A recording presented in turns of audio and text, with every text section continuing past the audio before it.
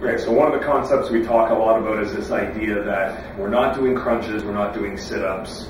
We're talking about it for a variety of reasons. The main one being we don't want to do things that are going to deviate our posture, make our posture worse.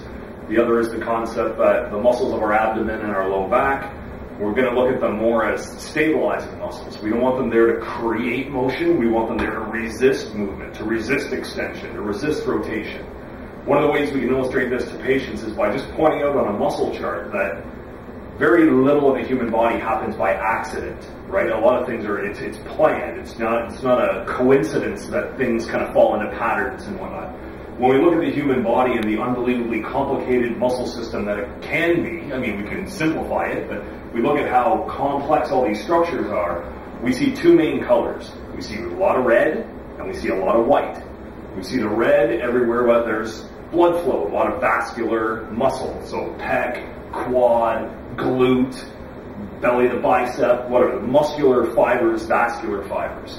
We see white where we have more connective tissue type fibers, tendinous insertions, patellar tendon, aponeurosis, all these kind of less blood flow, more tendon, connective tissue type structures. The contractile fibers, the bloody stuff, creates movement, contractile tissue. The more tendinous type structures resists tension. It's more for resisting motion, so it's more stability driven. Where is the majority of the white?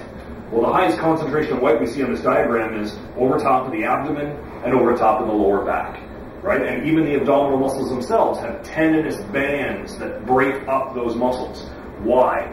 Nothing happens by chance, right? We have these large quadricep muscles. They don't have these tendinous bands bisecting the middle. I don't have tendinous bands down the middle of my bicep, right? The tendons are created along lines of stress. So if I have these big, almost aponeurotic-like type fascia or whatever over top of my abdomen, and we have these tendinous bands in between my abdominal muscles, they're there to help resist motion, not create motion. So when we're trying to educate people on the true function of the center of our body, it's there to transfer energy from our lower body to our upper body.